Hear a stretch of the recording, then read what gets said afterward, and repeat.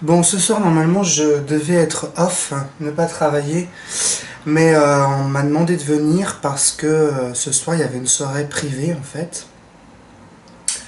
Une soirée privée où il y avait un peu le gratin de la production du cinéma.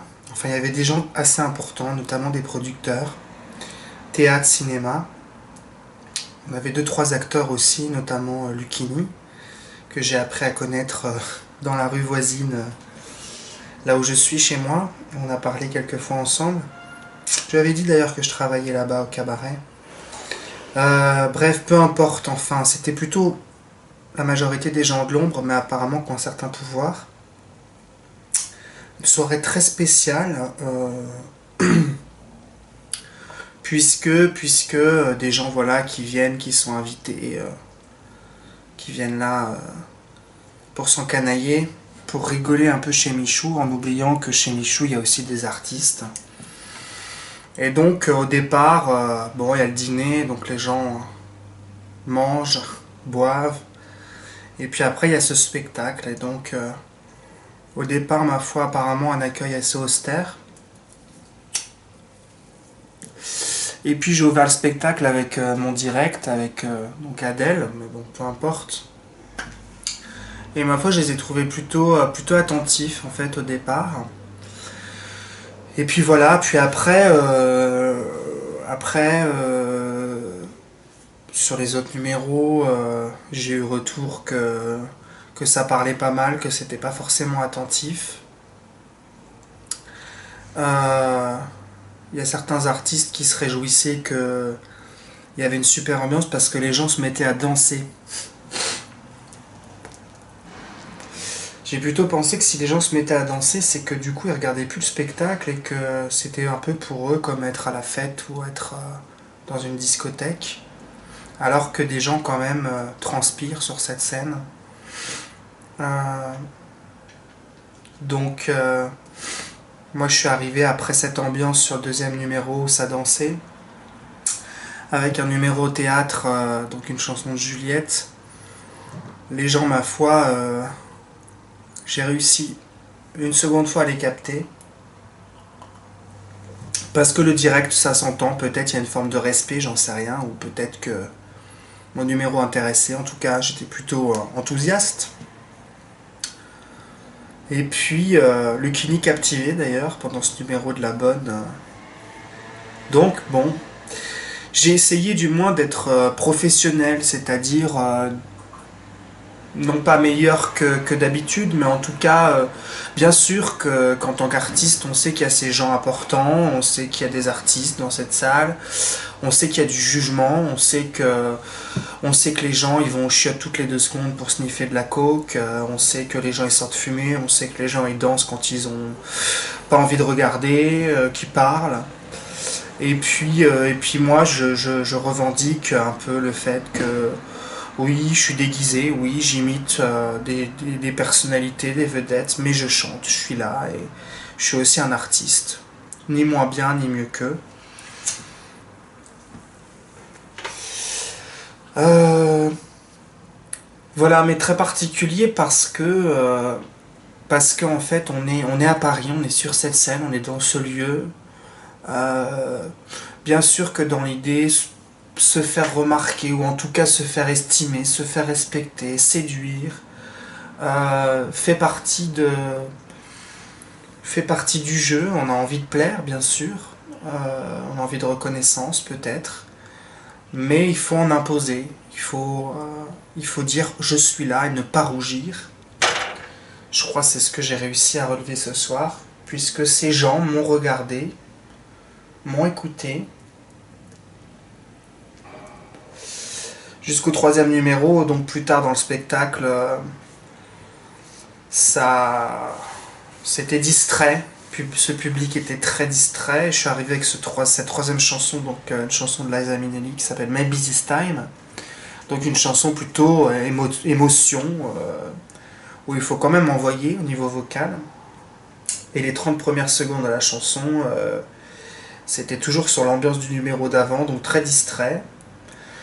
Euh, Jusqu'à ce que même une nana dans la salle passe sur la scène pour aller vaquer à ses occupations, je sais pas, descendre aux toilettes peut-être aussi. Et cette nana, en fait, quand elle est montée sur scène, je l'ai prise avec moi.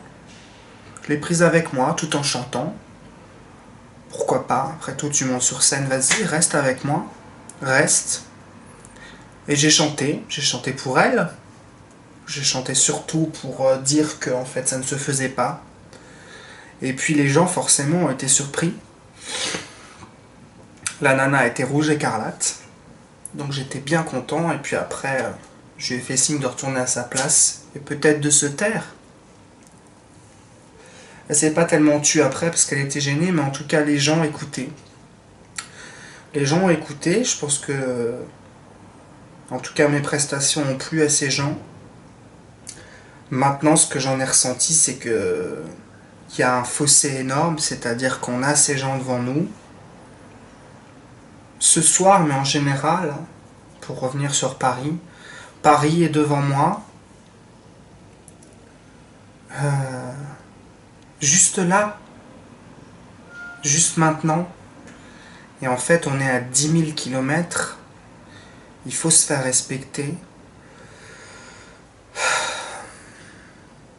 Et quelque part, ces gens en ont rien à foutre aussi. C'est-à-dire que ces gens ont leur métier, ils veulent être les meilleurs. Ils ne veulent surtout pas que quelqu'un d'autre soit meilleur qu'eux, finalement.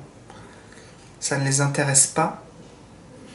Mais avec un peu de volonté, on arrive peut-être à les capter. C'est pas une question de faire ses preuves.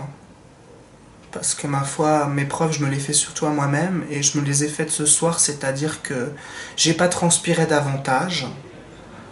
J'étais assez centré, concentré.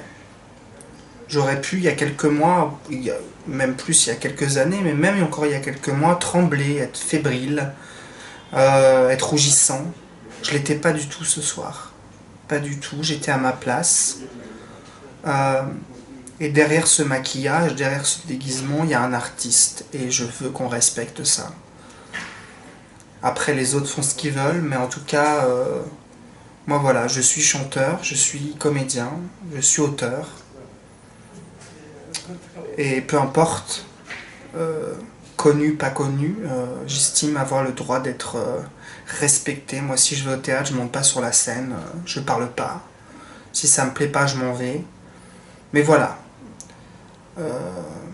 Bon, pour eux c'était probablement... on était les bouffons des rois. Et j'espère, moi en tout cas personnellement, je sais pas comment les autres ont fait, enfin je sais mais j'en parlerai pas. Mais moi, en sous-lecture, dans le sous-texte, je leur disais, mais attendez, vous êtes devant moi, et c'est moi qui suis sur scène ce soir. Voilà.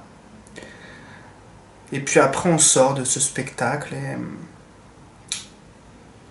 c'est vrai que ça n'a rien à voir avec le public qui vient et qui prend et qui est heureux en général de nous voir. Là, ce sont des gens du métier, donc on voit les a priori, on voit le snobisme, on voit la suffisance, la hauteur, je ne sais pas, les moqueries. Et j'ai décidé en fait ce soir de ne pas rentrer dans ce jeu-là du tout. Donc maintenant je suis à la fois content de moi, ce que j'ai donné en fait, et à la fois si médusé, si perplexe, si inquiet. Je suis inquiet de l'avenir de demain. Cette expérience est très forte pour moi. Comme je le dis, je ne rougis devant rien. Je suis très content de faire ce que je fais, mais bien sûr que j'ai des grandes ambitions et des grands rêves. Et je vois à quel point c'est difficile. C'est difficile qu'on vous voit. Voilà, bon, c'est fini.